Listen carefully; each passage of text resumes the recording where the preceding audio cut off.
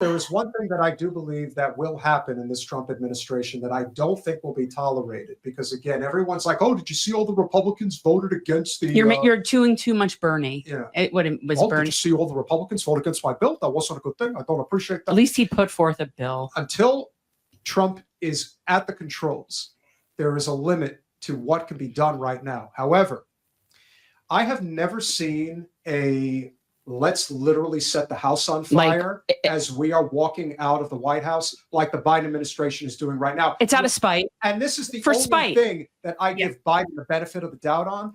I don't think he's really there. No. So whoever is making this decision, as I've said, President Although Blinken, I could see him wanting to do that even if he were there, quite honestly, because he does come off like a spiteful dick.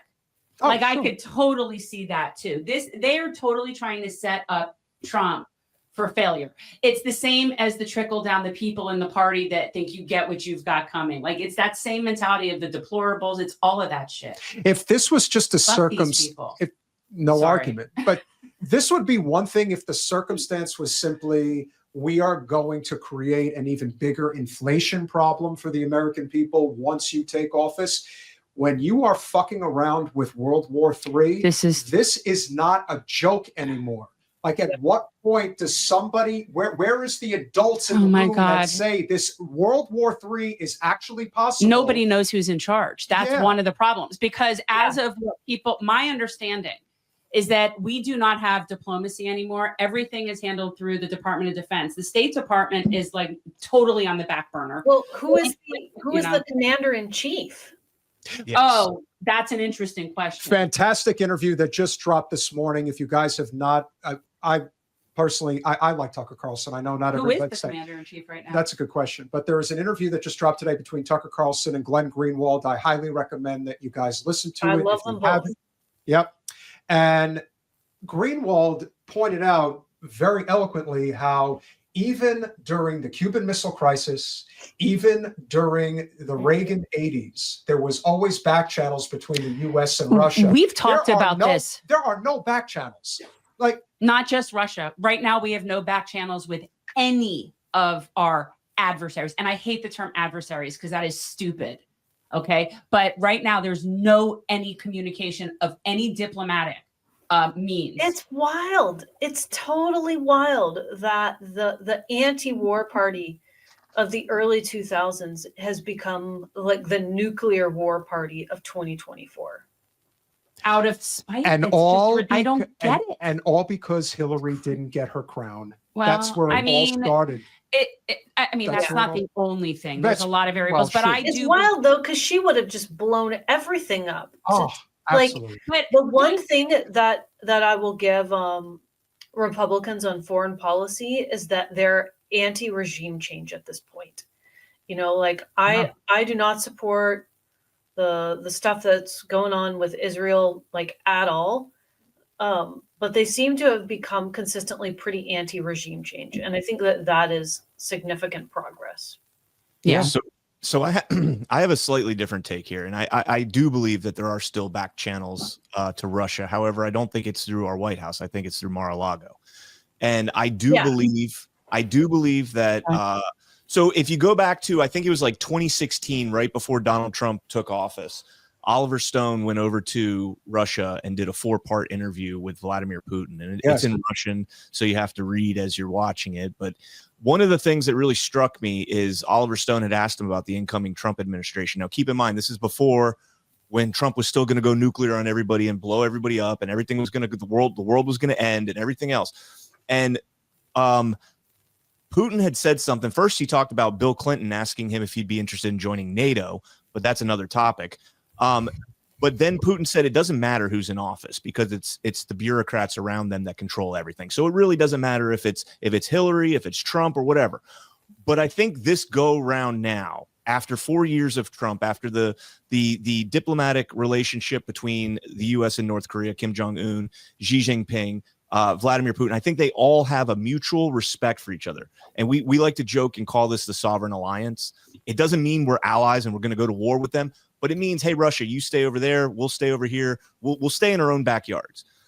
And I think that with the appointments that Donald Trump is putting in place right now with Elon Musk, with Vivek Ramaswamy and the Doge, I think that they're realizing potentially that Putin is saying, let me wait this out and see. This is a desperate man in Joe Biden in doing this, or whoever's pulling the strings. This is desperation to the absolute fullest. So let me defend myself as much as I can. Let me push back as much as I can. I think the same can be said when you see Israel and Iran right now. Every time Israel wants to strike back of Iran in the last couple months, what's happened? The plans get leaked to Iran. This isn't organic. This again, I'm putting on my tinfoil hat. I don't believe that's organic. You have the same woman that was leaking that was part of the Iranian spy ring that we found out about just before October 7th. And now all of a sudden she's back in the media as the leaker. By the way, she got promoted after that Iranian spy ring. She's back in the news as the leaker to Iran. And then you have another leak that Israel's going to attack. So I do believe there are forces at play. We'll just call them forces at play that are kind of keeping things to a simmer until the adults are back in charge. And that's why I'm not really that worried. That article there was that CBS article about the ICBMs, because I think that came out and said that they did not fire ICBMs. I definitely hope that's true. There is a big anti-war demonstration being planned right now. Someone just reached out to me December 7th and 8th in Washington, D.C. Okay. Jose Vega, Scott Ritter, I think like the Schiller Institute people, and also obviously libertarians, which is why they reached out to me. They're trying to put together a big, nonpartisan, just like no nuclear war, Biden, check yourself, so be on the lookout for that. As terrible as it is, I think it's good that people are unifying against it. And I hope we can send a strong message. I hope so. I don't think people realize how close we are to a real situation.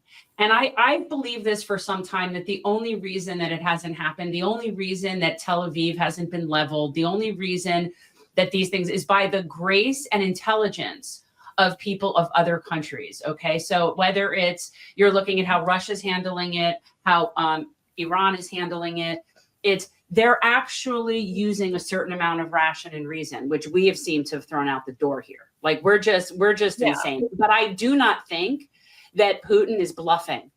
I don't think he's bluffing. And I think that they are going to end up in the find out portion of what's going to happen. And I think it's going to be really a rude awakening.